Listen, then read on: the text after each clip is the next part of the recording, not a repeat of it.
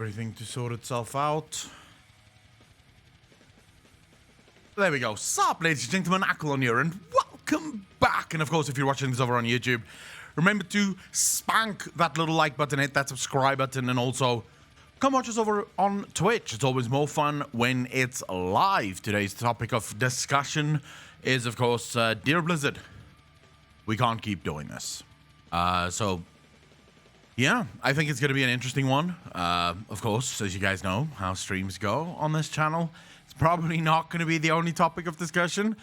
We'll see. We'll see where chat takes this one. That's, by the way, why it's more fun watching it live. Because I don't control the streams. I plan a stream. I plan a sort of, layout for the stream. But then chat takes over and chat does what it does. It's really magical. It really is magical. Anyways, don't want to waste your time. Different, how you doing, brother? Just quickly wanna set some things out here. There we go. Notified people on Discord. I've done my duty. We should be good now. Thomas, how you doing? Mikimoto, how you doing, brother? How's everyone doing? Good morning to all of you. It is a good morning. I did not sleep a lot, but I did sleep. So, Saint, how you doing, brother? Ask me anything and you just ask what up. What up is, last night was interesting. Last night was filled with a lot of excitement for about half an hour. Jack Rover, how you doing? Actually got to notify this time. I have to say, though, all of these tech companies, their notification systems are the worst in the world. Like, 100% by far, the absolute pet of humanity is the notification systems of any of these fucking, of these tech companies. Saint, you said anything? I'm good, thanks. Happy to have you here, bro. Happy to hear that you're doing well. Good morning, chat. Alex, how you doing, brother? Cowtity, how you doing? Today's episode, I think, is going to be quite interesting. It might not be what you think it is. Let's just put it that way. It might not be what you think it is, or at least not in the way that people think it is. But it's definitely worth a conversation. Definitely worth a discussion. So, guys, it's almost the end of the week. It's like 2 days left, and then it's weekend. How many of you are literally counting the hours? I realize for some of you, Thursday have just started. Hey, bro, are you good? Heard it's bad around South Africa. Does the USA? It is. It's quite rough right now in South Africa. I don't know what it's like at the minute. Like, we could look, but I've not really seen anything new. Then again, to be honest, ENCA, I think, is the company that does most of the news. Yeah, ENCA. I don't exactly know, like, what's going on specifically today. It was horrible yesterday, but, so, like, one person in the world seems to have gotten their grimoire. Bro, that's one of the things we need to talk about today. This grimoire mess is just the cherry on top of all of the other fucking messes, right? Elodie, how you doing? Zix, how you doing, brother? I'm counting the hours. Still needed to be waited for before I can get the broker lore book. It doesn't seem like anyone knows what's going on. Genuinely speaking, it does not seem like anyone knows what's going on with that book. There's just nothing. It's all fucking quiet. What I would like to know is, where is the digital copy? Where's the digital copy? I mean, okay, sure, you're out of stock of the physical copy, but if you had a digital copy, we would not be in this predicament. Because then people could just download it and at least get their hands on it. Now it seems like they went, nah, no digital copy for you. We're just gonna go with the fucking hardcover. It makes no sense to me. How are you in your country is a mess. Sharshur, what do you mean? ETX, how you doing, bro? That Elune tidbit that got tweeted though. Yes. What's more interesting about that Elune tidbit, I must say, what's very interesting about that Elune tidbit is creatures that were created like Elune. Now that got me very interested. Like that really fucking piqued my interest. Let me just quickly see. I know people have been posting this shit all over the place. So let me just quickly. Just quickly. Did they do it on media? I don't think they did it on media. That would be weird.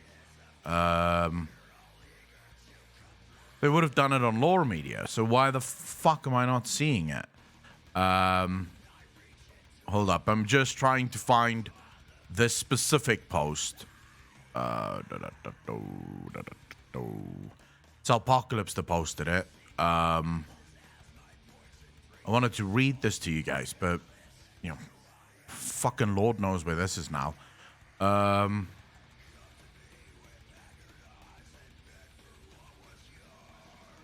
yeah. Here we go. We're on Twitter. Okay, so look at this. Right? So it says, one unique trait of these night elves is worth particular note. While most of their people's souls are born across the veil as expected, we know this, certain night elves may also linger in the mortal realm in the soul shape they refer to as a wisp. It is the author's opinion that this phenomenon is caused by the soul's intrinsic bond with the magical nature of its home forest. Now, we know that that is wrong, right? Because wisps are effectively bound to the dream, and they're basically made to serve. They're effectively turned into, at least if Blizzard isn't starting to retcon this shit, they're turned into slaves, right? So when Malfurion, for example, blew the horn, right, the wisps had no other option but to obey. When he sent tens of thousands of wisps to their death, right, fighting off Archimonde, or when he sent them to stop Sylvanas, those were souls that basically disintegrated themselves against Sylvanas' defenses, and they had no choice in the matter. They're basically bound to servitude for basically all eternity, right? So that just, it's important to note that's what we know about the lore right now. Doesn't mean that that's going to stay, but, you know, that is what we know about the lore right now. Faldruid, how you doing, bro? New order icon on the map looks like an exact copy of the hard mode mount. South Africa has bad moment at the moment. Oh, yeah, sure, yes. South Africa is in a pretty horrible spot at the minute. It could just mean where she comes from. Ori on Twitter, she's the only one who has it. Iron Wombat, how you doing, bro? Did chat just die? Wisps also seem to be mostly made up of negative emotions like rage, just based on in-book descriptions. Wildren, we don't exactly know how they're chosen, but you are correct. They don't appear to be the happiest souls, but it could also be because they're made to serve. They don't, you know, they're basically, Elune has made her own sort of covenant in reality, right? Elune has turned the Emerald Dream into her own covenant of souls that is made to serve. We don't even necessarily know if it's just the Night Elves. It could be other creatures as well. So creatures who serve Elune all become wisps. They're all basically turned into their own thing. Their lore about them playing with mouth children somewhere. Shay, they will, yeah. If they're doing nothing else, they will interact. Play, maybe not necessarily play, but they will interact with the Night Elves if there's nothing else. But they can be compelled to do things that they don't necessarily want to do, or, you know, be sent to their deaths if that is the case, if that is required. But anyways, let's quickly keep going. It is the author's opinion that this phenomenon is caused by the soul's intrinsic bond with the magical nature of its home forest, thus creating a tether that allows the wisp to remain among the living. Though, it should be acknowledged, I cannot entirely rule out the interference of Elune, their revered deity, in this matter. As we all know, beings of her origin cannot, under any circumstances, be trusted. Question. Beings of her origin? She is the sister of the Winter Queen. And before you guys know, well, maybe they don't know it, they do know it. Based on the pages that Blizzard shared like a couple of months ago, they're well aware that Elune is the sister of the Winter Queen. They know the stories, they know all about it. So if they're saying that beings of her origin cannot under any circumstance be trusted. Why? Why is it then that they don't have the same disdain for someone like the Winter Queen?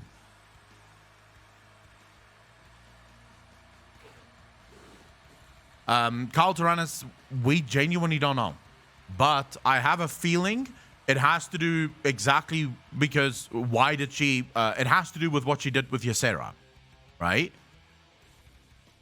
So take a look at Ysera, for example. Ysera, if the dragon lore is not being retconned, so if Blizzard sticks with what we know about the dragon lore, then what happens to Ysera is she dies, she goes to the world tree in the dream, where she recuperates, regenerates, and eventually gets born again, right?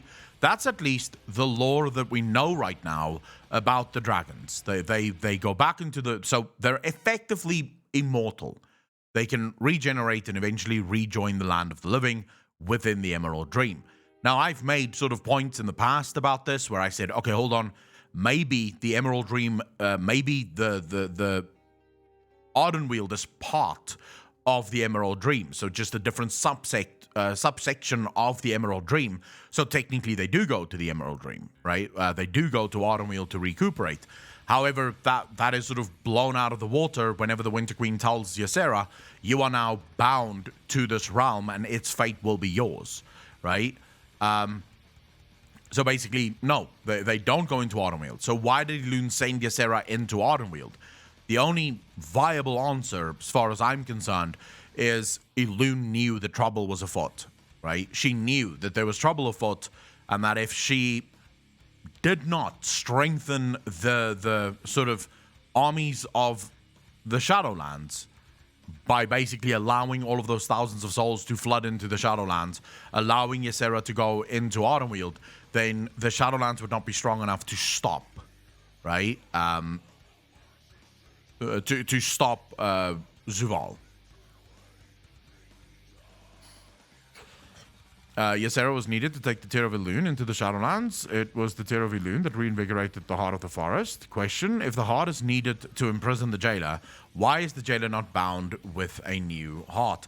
So, the story of the jailer, in about half an hour, I'm going to release my newest video on Zuval's legacy, right? Where I try to answer the questions, you know, the early life of Zuval, the early life of the Shadowlands, how all of this played out, and how he eventually freed himself. But effectively, what it all boils down to is domination magic. It's very clear based on the words of the Primus, as well as based on the dialogue between the Primus and Zuval, that domination magic is not owned to the Eternal Ones. It's not their magic, right? Whoever's magic this is, it's not theirs, right? So they basically had to resort to using a forbidden type of magic to defeat Zuval, right?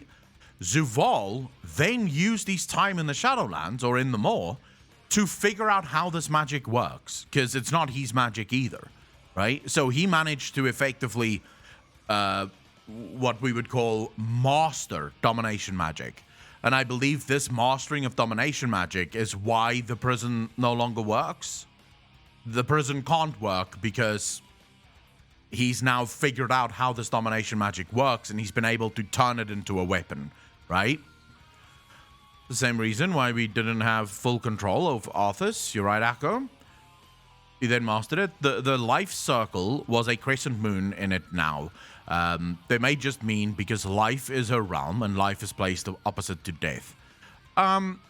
Possible, although I'm not entirely sure. I'm not entirely sure.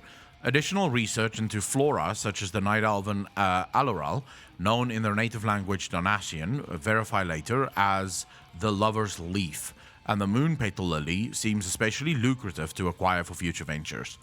Man, I need this book. Fuck my life, I need this book. Why can't I just get my hands on this book? I would genuinely sit on stream and read this. That's how badly I want this goddamn book. Yeah, mine is only going to be here in 8 weeks. So I'm looking for... Just between you and me. I've already pre-ordered the book. I've already paid for the book. But it's going to take 8 weeks to get to me. I am looking online, and I have done this successfully in the past, for a book that I can borrow. It's happened in the past. I've been able to grab all of my WoW books that way. I own all of them now, so I don't see it as stealing. It's just fuck waiting 8 weeks for a book, right? When the rest of the world can get it, I have to wait 8 weeks longer. So then what I do is I borrow from the internet. So what I'm basically waiting for, and this has happened before, I have a website that I get this shit from, but someone takes pictures, like literally with the Chronicles. That's exactly what they did. Someone took pictures of every single page and then uploaded that as a digital copy of the book. Kyle, no, not at all. I would be very, very fucking upset if Sylvanas becomes the Arbiter, because at that point, Falsmoke, how you doing, brother? At that point, Blizzard may as well just say, oh yeah, we don't know how to come up with new stories. Instead, what we like doing is just taking the old stories that Chris Metzen and people came up with. We'll just use those, right? We'll just borrow it from them. Because if she becomes the Arbiter, she may as well be called Kerrigan. Like, we can change Sylvanas' name from Sylvanas to Kerrigan and be done with it. I'm also desperate for that. I pray to the Arbiter that if I get the book right now, I will quit Coca-Cola forever. Didn't say quit Pepsi, though. Thanks. I don't think the Arbiter can hear you. She's dead now, bro. The problem with these books, there is also a retcon of 2022 edition and then a 2023 retcon edition. Blizzard seems very adept at the minute at retconning their own shit, right? Nitora, how you doing? Alex, how you doing, bro? Shreddy, how you doing? How's everyone doing? Like, before we continue the lore talk, I know all of us want to talk about lore, but before we continue the lore talk, how is everyone doing? The face has changed, the story does not. What if she is Kerrigan?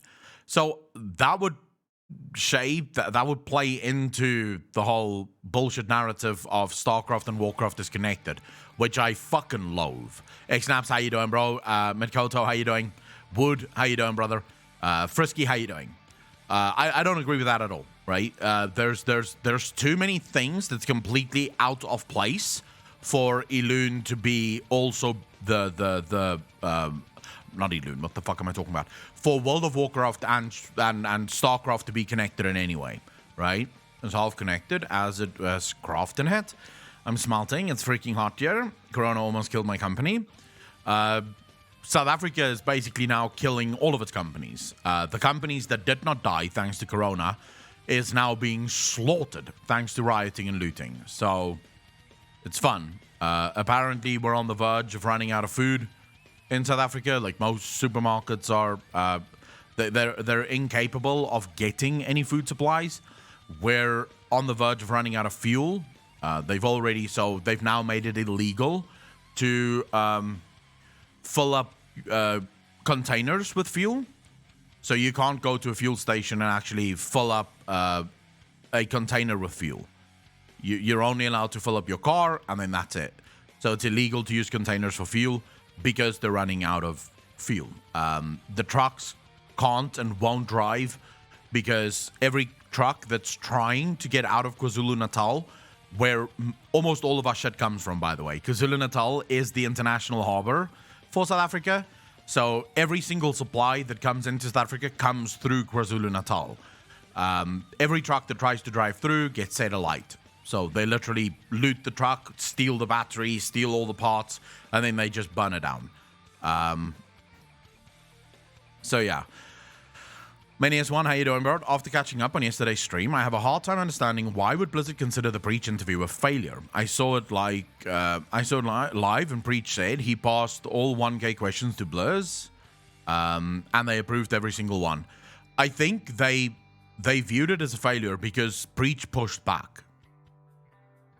Manius1, if I'm going to, let's steel man that post, right? Again, want to make it very clear, there is no evidence that post is real. That post may be 100% completely fake.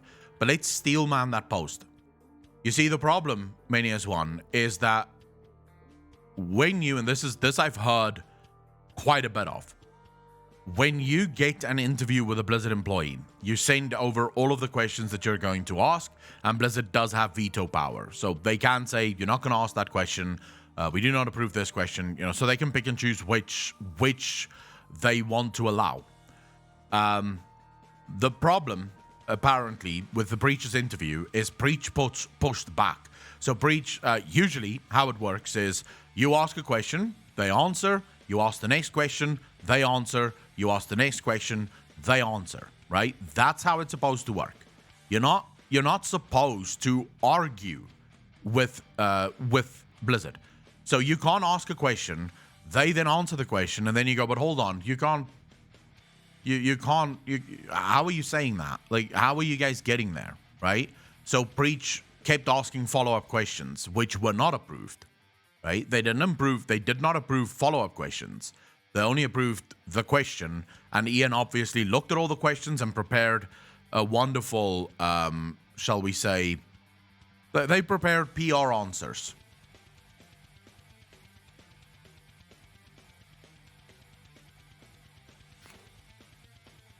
Shay, my problem with Chris Kaleki, first and foremost, is if he says that he knows enough about the upcoming story, he's left Blizzard quite a long time ago, right? Not only that, but it's well known that not every single person in the Blizzard company, so even in the WoW team, knows every single possible story that Blizzard wants to run with. So I want to explain sort of how Blizzard works. So let's imagine, for example, you work on the WoW team, but you're in charge of system creation, right? So you make things like Torghast happen. You will know sort of broad stroke storylines, right? So you'll sort of know broadly what the story is going to be for Shadowlands. But let's say, for example, you work in the dungeon department, you're going to know far more, right? But you're also going to know only some of it. You're not going to know all of it. You're going to know whatever they feel is relevant to dungeon design, right? So you can build bosses and the like. Vorgel, thank you for doing something really fucking appreciate that. 2 months in a row. Thank you, brother. How you doing? So that's how it works in Blizzard. No one knows everything. They sort of split the knowledge of things in World of Warcraft. And this is also sometimes something that companies employ to sort of verify where leaks come from. So they'll tell every team something different and then keep track of when leaks come out, which department held what knowledge of, of the story. So that way they can know, okay, the leak came from this department. We don't know who in the department necessarily, but we do know that the leak came from this department. So now it helps them narrow down who's the ultimate leaker, right? Shreddy TV, thank you very much for the tier 1 gifted sub, dude. Really fucking appreciate that. Thank you. So yeah, that's how it usually works. But like I said before, I didn't cover the leak as a leak that's absolutely real. No point. Leaks are leaks for a reason. They're fun to go through. They're exciting to sort of speculate on, but ultimately they are useless. And I genuinely believe that. Ultimately, they're completely and utterly useless. The problem is, however, whenever you do cover leaks, is a lot of people read a lot into those leaks, right? And some people don't take it with the ocean of salt that warrants it. FBS, how you doing, brother? How many Kothian ornaments do I need to buy to be lucky and get a dang staff? Request stats, I may add. I mean, I don't know. I don't know. I've not been playing Kothia since last week. Yeah, I did my Covenant story, and I'll probably log in tonight to do the rest of the Covenant story, but that's it. I basically log in once a week just to finish the Covenant stories. There's going to be a secret mythic phase, curveball. Vorgel, I think they've already asked, and they said no. They did ask the developers, is there going to be a secret mythic phase? And the developer said no. They sort of want to keep secret mythic phases for very special occasions. Are people actually having fun in the game? Keltorana, some people are, but I think we're at a place now where the majority of people, even if they're having fun, do agree. We actually did this test yesterday on the stream. The majority of people agree that it's not good enough. It was okay, right? And some people are still having fun, but a lot of people that are having fun in World of Warcraft are sort of having fun with their like their own stuff, right? They're sort of having fun with their own stuff. They're sort of farming mounts, you know, they're doing old world stuff, collecting transmogs and stuff, which sadly one need to say that's not related to patch 9.1, right? If that's what you're doing in the game right now, then Blizzard may as well not have released patch 9.1 because you'd still be doing all of that, right? You'd still be doing all of that. So yeah, I think it is slowly but surely. I can see it on my own channel, which is really sad. And I sort of want to say this before I even continue going. I am not one of those people that want to see Final Fantasy succeed and WoW fail. And the reason I think... So the reason I think it's important that people stop wishing for the downfall of World of Warcraft. And I see this often, right? People going, oh my god, Blizzard is... World of Warcraft is dead, Final Fantasy will kill it finally, right? Here's the problem. If Final Fantasy emerges as the next monopoly MMO, it's going to go the exact same route. You think Squeenix is better than Activision Blizzard? They're not. They're a company. As soon as they realize they have the monopoly, you can bet your ass they're going to start pushing for more money. They're going to start pushing for more cash up stuff. What you want is for both games to push each other forward, right? That's what you want. That's the dream, is that Final Fantasy comes up with things that really fucking hit home and people love it. And then Blizzard copies that, but they also do something completely new. And then Final Fantasy copies that and they do something new. And so both games are just becoming better and better and better and better and better. That's sort of the world that I want to see. That's the world that I want to live in. I do not want a single fucking game that just sort of takes over the market and now this game is the next big game. That's bullshit. And people shouldn't wish for that. People should not wish for that because you're basically wishing for Final Fantasy to go the same route.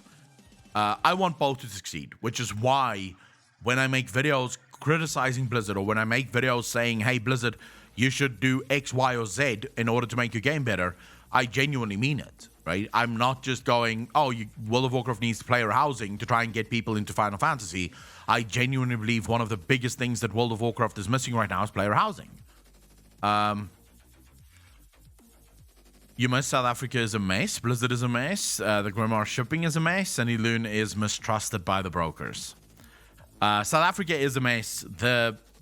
So I'm not even angry about the books shipping. I'm not even angry about it. These things happen, right? We'll get into the topic for today's video in a bit, as soon as everyone's settled in and I can start. But that's not what upsets me. It's the same reason I wasn't upset with Shadowlands 9.1 being delayed. Doesn't upset me. When things are delayed, when things aren't happening, things can go wrong. This is life. You deal with humans, you deal with human error. So much that can happen, right? But there's more. There's more to the story than just the delays. Vorgel, you see, the problem with that is based on the current timelines, there is zero chance that Blizzard will not cut Shadowlands content. I'm almost willing to bet on it. Blizzard doesn't have a choice.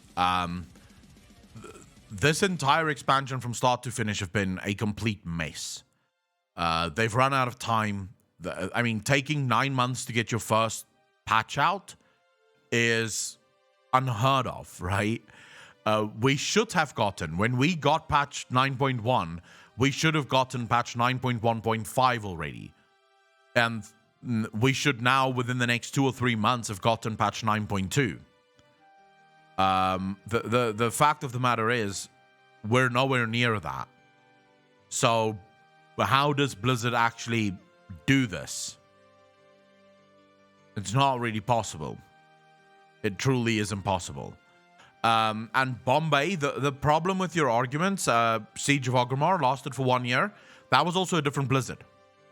It was a Blizzard that was still under the control of Mike Morhaime. Mike Morhaime was willing to delay for a year to ensure that the next expansion could come out. Activision Blizzard is not willing to delay for a year. They might be willing to delay for a month, maybe a month and a half, but they're not going to delay for a year, right? A new expansion.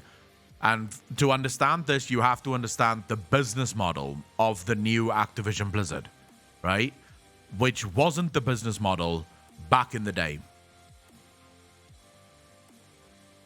It wasn't the business model back in the day. Blizzard's current business model is the 6-month sub ties people over until the next patch. Then, when all the patches have run out, when the final patch launches, there is 6 months before the next expansion needs to launch. The next expansion comes out, people buy the 6-month sub again, that holds them over for another 6 months until the next patch cycle. And this is how they work. They run on 6-month cycles to get people locked in. The reason being, there's never enough content to keep people busy for even a month within new expansions and new patches. So the only way they can really do it is by forcing people into a 6-month contract, knowing then that the people can't get out of it. That was not the case back in the days of Siege of Orgrimmar. That wasn't that wasn't the case. The 6-month sub didn't have any sort of real benefit, and Blizzard wasn't pushing the 6-month sub.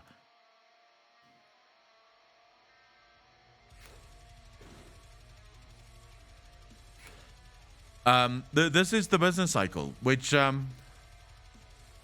this is the business plan. This is the business sort of idea behind World of Warcraft right now. And again, it's Blizzard's fault. Just to be clear, it's Blizzard's fault. This is not the fault of the players. This is Blizzard's fault. Too many systems require too much development, which means that you can't add enough content because you have too many systems. So every system can only get a little bit of content, which in the end then means that no one really gets anything, right? Everything just feels a little bit weird and a little bit unwanted and a little bit fucked up. So yeah, I don't necessarily think it's something that it's going to change. Because the suits at Blizzard Entertainment, the suits at Activision Blizzard, they don't care about sub numbers, right? They don't care about player enjoyment. What they care about is engagement. And if someone engages and buys a 6-month sub, that's all the engagement they care about. You've engaged for 6 months. Now we can sort of work on the next 6 months, which is why every patch is sort of hyped up to fuck. They do very well on hype cycles. So Blizzard right now runs on hype. Every single fucking time a new patch comes out, a new expansion comes out, they need to get the hype as high as possible to lock as many people as possible into a 6-month sub. And then once they have the people for the 6 months, now they can sort of relax, right? They can sort of chill and they can just take a break, which is really sad. I don't know who came up with that business idea, but that guy's a fucking moron. Although we do know, actually, yesterday we went through Mark Kern's tweet, his tweet thread about the leak, and he actually gave us a lot of explanation of how this works nowadays. The people that work for Activision Blizzard are not gamers themselves. All of these people that's making all of these decisions about 6-month subs and stuff, they're not gamers. They don't even play games. They're business people. They're in it for the money. They could not care less about. They don't even understand what it means to have fun in a game because they don't do that. What they do in World of Warcraft is they figure out how to make money. That's it. And as long as they have that mentality, indie games are going to keep taking over. And I will say, I do envision a future where indie games become the next AAA gaming companies without the AAA. I do envision, Natalie Frost, how you doing? There is a world in which AAA gaming dies entirely, and I don't think that world is far off. And the AAA industry becomes a thing of the past. In the next 2 decades, there might be a time where people go, what is AAA? What does that even mean? It's become easier today to release indie games than ever before. The idea that you need massive publishers these days in order to get your game out is ludicrous, right? People post their games on Steam all the time, and those games do very well on Steam. You know, they get millions of people to buy their games. The advent or the age of the YouTuber and the Twitch streamer have truly become mainstream now, at least for the majority of players. These days, you don't need to pay millions of dollars to ad agencies to get ads out in front of the nation. You just go to the streamers because it's targeted. The people that watch the streamers will play the games. So you go to a streamer, maybe you have a budget of, say, $500,000 for advertising, which if you go to any ad agency and you tell them you have $500,000, they're going to laugh at you. They're going to be like, no, you're not even going to be able to cover our sort of upfront costs. Never mind covering an actual ad agent or an actual ad campaign. So they're going to laugh at you. But if you go to 10 streamers and say, hey, we'll pay you $50,000 if you play our game for 2, 3, 4 hours, those 10 streamers are going to go, sure, why not? You know, we're more than happy to do it. And guess what? Those 10 streamers will probably get your game in front of millions of eyeballs, right? And these are people who actually play the game. So indie games are perfectly situated to take over. Like an indie game is going to have 500k for ads. Sean, but you'll be surprised. If you take a game like Oxygen Not Included, it's created by 10-Bit Studios, I believe. 10-Bit Studios is a massive studio. It's an indie studio. I think they have something like 20 people, 25 people working for them. But it's an indie studio. But they make millions of dollars. Every single game they come out with is bought by millions of people. So no, you'll be surprised how many indie companies have an incredible amount of money.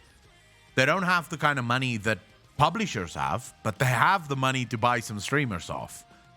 And sometimes you don't even need to go to 10 streamers. We've seen this with plenty of games. Among Us, by the way. Do you think the people who made Among Us went to 20 streamers or 10 streamers to buy them into playing their game? No. Maybe they went to 1 or 2. The streamers then started playing amongst themselves, and it turned Among Us into an absolute insane game. Turned into one of the biggest meta-shifting games on Twitch in the past decade. Sometimes all you need is one streamer. So, for example, you go to, let's say you bring out a new FPS game. You go to Shroud, and you say to Shroud, hey, we'll pay you $50,000 if you play our game. Shroud plays it. What happens next? Shroud loves it. Who starts playing next? Summit 1G. He's now going to play with Shroud, right? Summit 1G and Shroud is probably going to pull in Tim the Tatman.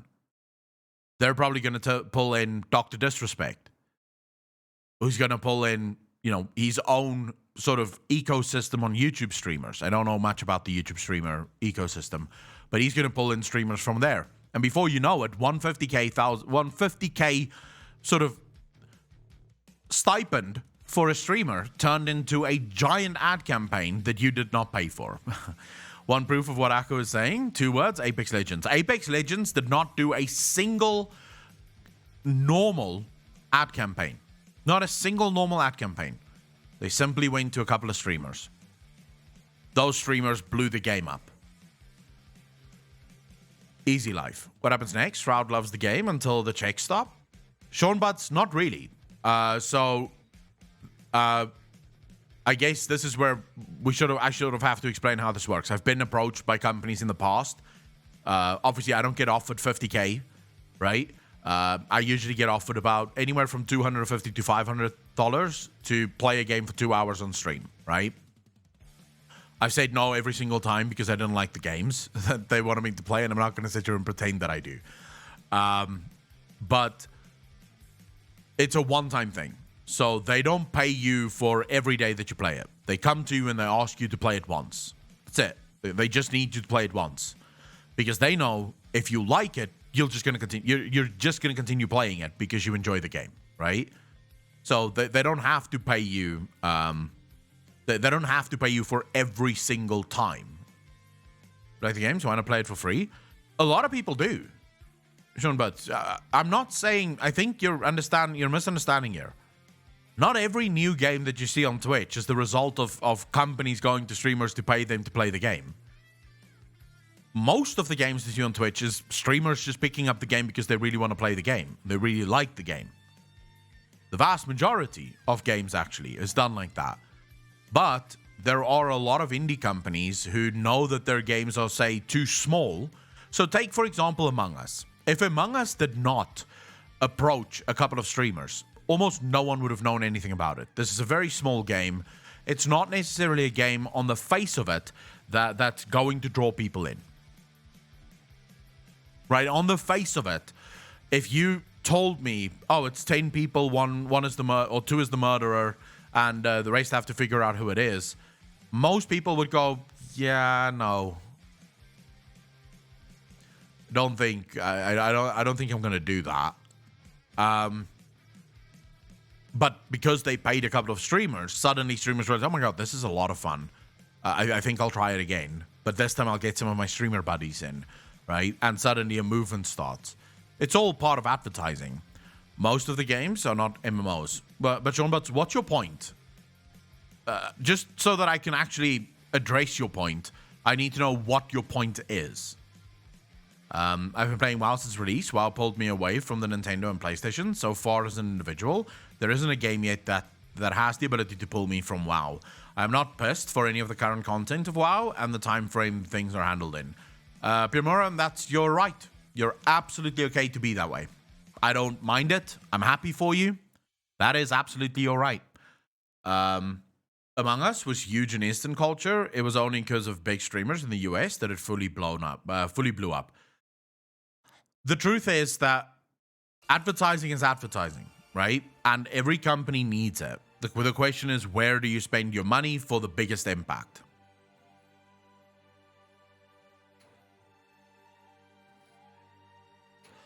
I have no judgment in my heart whatsoever for people that love the game.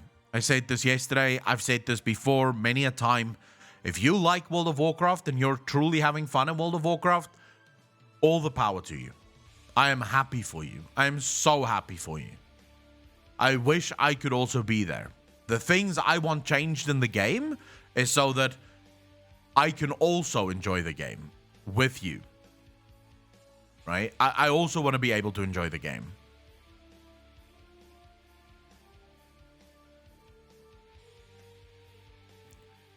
Not true. Entirely a streamer may have exhibited the game on their stream, but the developers still have to deliver a good product for retainage of new players. But that's always true, right? My point is that indie MMOs survive on free-to-play players buying into the game for months of subs, etc., and not a one-time buy and go feature MMOs. Need streamers to play more than once.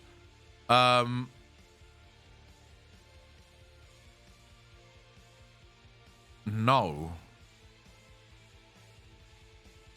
They don't need streamers that buy more than once or play more than once. Because here's the thing. Of the 200, or let's make it, of the 5 million people that saw Asmongold playing Final Fantasy, not every single one of those people are going to switch to Final Fantasy. That's just the fact, right? I think market penetration is usually around 10 to 15%, right? So of the 5 million, you're probably going to end up with maybe at most 500,000 people making the switch, right? Picking up the game and going, yeah, I like this game. I'll play this game. The vast majority are not going to switch. They just enjoy Asmongold playing a different game. Right? That's it. That's the same thing for indie MMOs. You don't need a streamer. You don't need to pay a streamer to play the game for a month. Because you know if they play it once and they like it, they're automatically going to keep playing it. But even if they don't, there's enough people that will see it the first day that they'll make the immediate purchase, right? They'll make the immediate purchase. So that's sort of what you're banking on. You don't need to pay a streamer for a month to play your game. And I don't think there's a single streamer that would accept that money. I don't think there's a single streamer that will accept money for a month. I wouldn't. Doesn't matter how much you offer me. I will not accept money to play a game for a month. There's no fucking way. Because if I don't like the game, that means I have to pretend to like it for a fucking month and keep playing it. No way. No chance. They would at least try it though. But how many of those 5 million viewers was sub to WoW in the first place? Well, then we would never know, right? I would argue a lot, even if it was just to check out what is this thing that Asmongold is doing. 6 months after a big streamer features in MMO, they only play once, and 98% of people they bring in will be gone. One of the reasons being they don't get the chance to run into their streamer in-game guild, etc. Sean Butts, but you're now, like, the problem with the argument that you're trying to make here, it's an extremely convoluted argument. Because you're basically saying, like, you're trying to make an argument for all MMOs, but in your example, the only way your example can be anywhere near true is if the MMO in question is so horribly fucking miserably bad that no one would want to play it except for the chance to run into their favorite streamer. Now, if your game is that fucking horrible, then maybe you shouldn't have made the game in the first place. Because I can guarantee you there's very few people that play games only for the chance to run into their favorite streamer.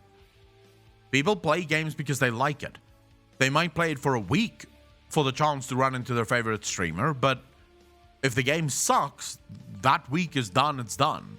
And then that's on you. You couldn't grab the player's attention. That's not the fault of that's not the fault of the streamer. The streamer did his job. You played your game for a day. You paid him for a day. It wasn't fun enough for him to continue playing. And then what are you going to do? Force him now to do more? Here's my ultimate dream. WoW ends. The actual... Wait, stupid question. What is an indie MMO? Inza, are you asking for specifics, or do you just want to know what is an indie MMO in general? Adelia, thank you for the 2 months up. Really fucking appreciate that. 7 months in a row, Adelia. I haven't seen you for a long time. How the fuck are you doing? I called you. I work every day except Sunday and haven't logged in Twitch. Delia, I'm happy that you found a job. I know it's been difficult, so I'm really happy to hear that. Digit, how you doing, brother? Okay, so an indie game... Indie is basically small development studios, right? So these would be studios that do not have the capability of hiring... So it's sort of shifted. The meaning of indie have shifted over time. It used to be companies that develop games and release games without the help of a publisher, right? That have since become AA gaming, right? So these would be companies that's far larger, but they're not as large as your AAA companies, but they also don't necessarily have a publisher. Or they have to use external publishers.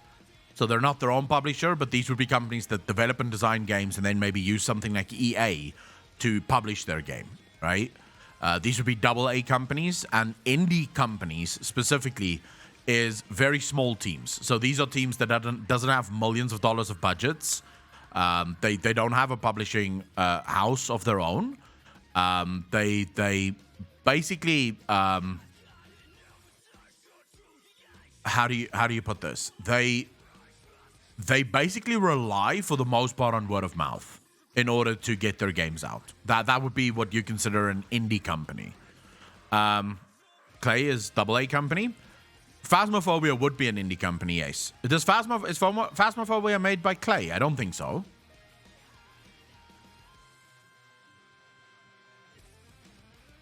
It could be. Clay does a fuck ton of things, so it's possible. I mean, Clay does...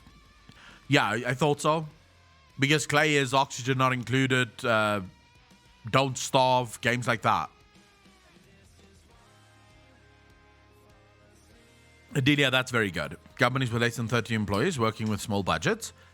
Yeah, as soon as you go over, like, it's sort of implied, right? If you have less than 30 employees, you would have small budgets, right? As soon as you go over 30 employees, this is where you start at least getting, like, to a budget of $1 million, maybe $2 million for a game. And in that sense, you'd now become a AA company, right? But nowadays, with where Steam is, like I said, the definitions keep changing, right? Steam is effectively a publishing house these days because you can literally post your game to Steam, right? And Steam will publish your game for you. So Steam has sort of become a publishing house of sorts. So nowadays, all indie companies technically have a publishing house. It's just Steam, right? That's their publishing house. If it's indeed AA or AAA. Alex, yeah, but your team size almost always dictates your budget, right? So it's not impossible to go, less than a certain amount of people would also mean that the company doesn't have money for more. But just to be clear, less than 30 people does not have to be an indie. So the people doesn't matter. Because most RTS games, even if it's RTS games that's developed by AAA companies, have less than 30 people. If you take, for example, just to give you guys a quick example here, what's the game called again? Oh my fuck. It's a pretty big game, but it was developed by 60 people. I think it was Divinity Original Sin 2. They had they had about 60 people working on the game, right? So they're not considered small. Larian Studios is not a small gaming company. In fact, they were big enough, large enough to fucking they were large enough to buy the rights to D&D, right? To Baldur's Gate.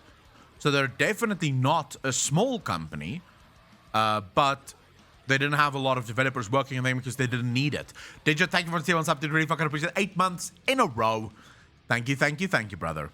Would you be open to an experiment to test my point? If so, I'll send you an email later today. Sean, but the question I'm still sort of wondering about is, what point? If I remember correctly, the last thing you asked me was what MMO is fun in the first week. Whose failure is that?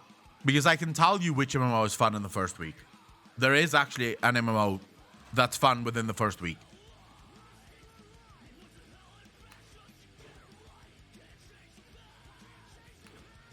ESO. ESO was incredible fun. On the first day, actually. The story immediately drew me in. Even Final Fantasy, if you're taking the first week as the first 7 days that I played the game, that was a shit ton of fun. I had a ton of fun after the first 7 days of playtime. So the fact of the matter is, if your game sucks for the first week, that's on you. That's not the fault of anyone else. The point is that a one-time feature of an indie MMO is valuable to the company. But that's exactly what I said.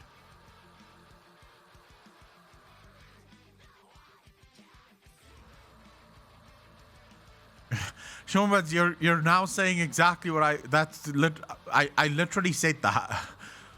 An MMO company can go to a streamer and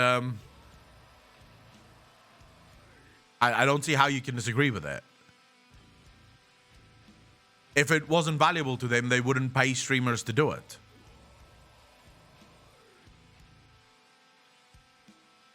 All right, so those companies are just wasting their money. What would you say? Would you say an ad in the newspaper is a better idea?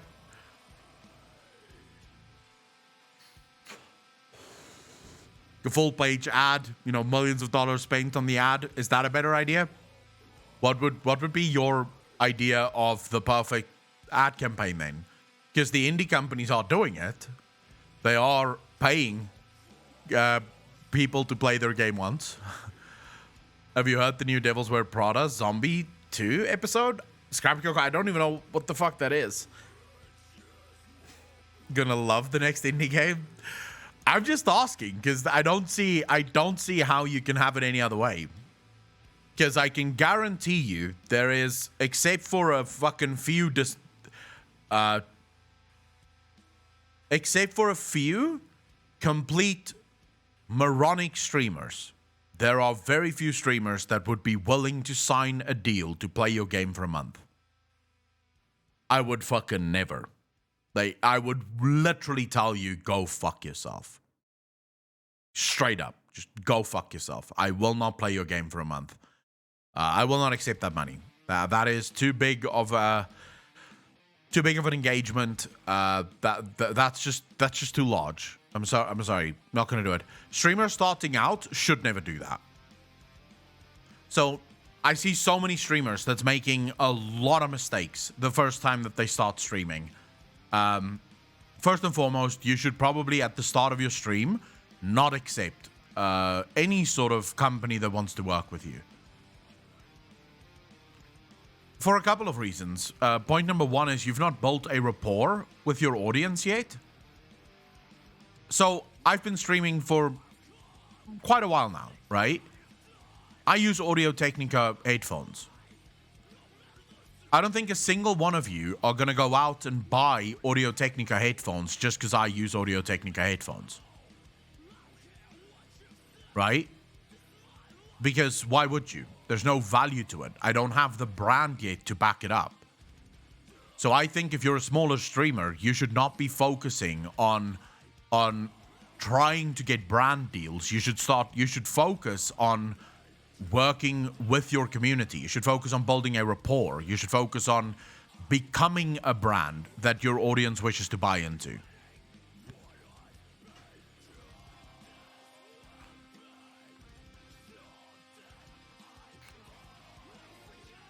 Yeah, I have the ATH MX50 as well. Not the X, but the M50. Don't even know that brand. AudioTechnica is like proper music, proper sound brand. I'm at least going to look it up, though, because I've never heard of the company, and I know streamers are picky about headset quality.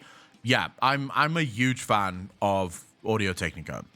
I have a question that I've been discussing with some of my friends. Do you guys think that it would be a good idea if Blizz had like 20 or so people whose only job it would be to visually update the old zones and models like Arathi was in BFA, for instance? Pikarku, how you doing?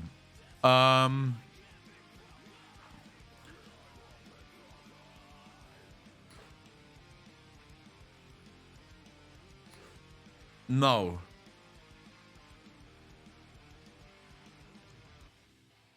I don't think it's going to be worth the time and the money that's going to cost. So first and foremost, I think 20 people would take a very long time to update all of the old zones. But not only that, the problem with the old zones, as far as I can tell, isn't graphical. The problem for me with the old zones is the way the game plays. And there I would actually say Blizzard needs to take a good 100, 200 people, send them back into the old world, and figure out how to tell a cohesive story. So my perfect wish list, if we were to call it a wish list for World of Warcraft, is I do not like the fact that new players get into the game and do not know the story of the game. A new player can start today, get to max level, know nothing of Arthas, know nothing of Deathwing, know nothing of Mist of Pandaria, know nothing of Warlords of Draenor, know nothing of Legion, know nothing of BFA, and know nothing of Classic. Right? Any one of those can be just complete fucking secrets to them. What kind of game is that? If you are truly asking a player to care about the story of your game, how in the hell can you expect the player to actually care if they don't even know the backstory? Shadowlands, for example. How much impact would Shadowlands have had on any of you if you did not know the story of Wrath of the Lich King? Or even the story of Cataclysm?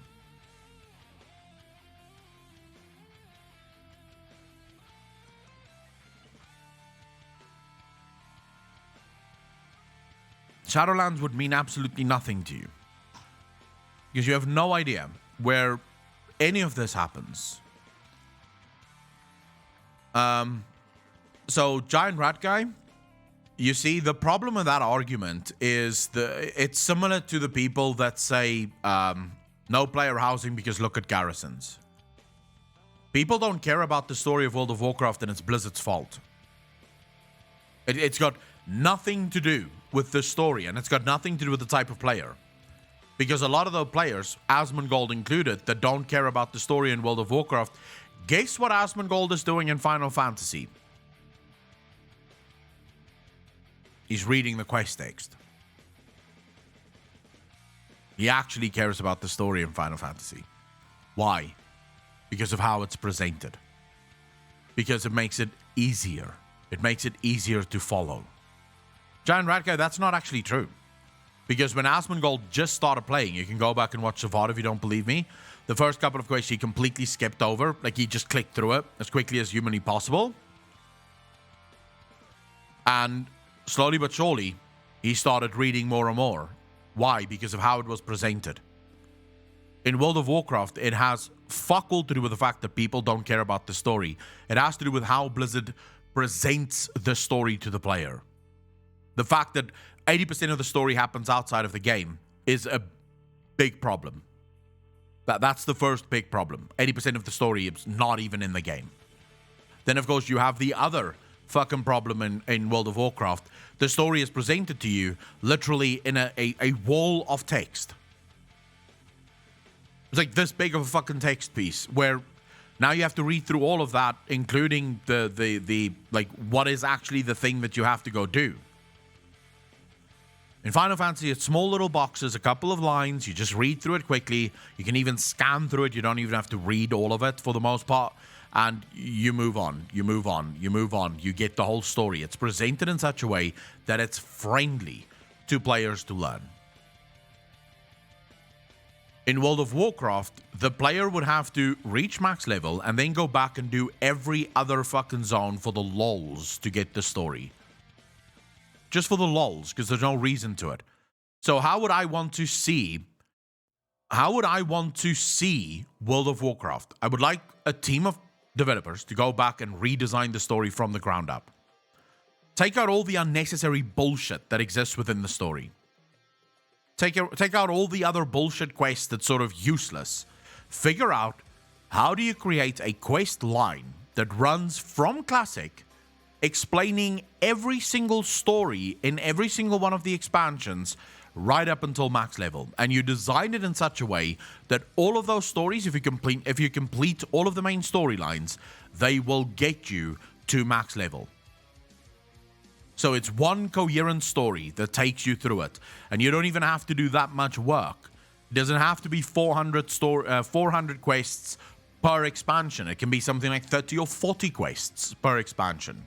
But you focus on telling the story in those expansions. You focus on the main story. What is it that people need to know? What is it that people need to learn? What is it that people need in order to move forward? So, yeah.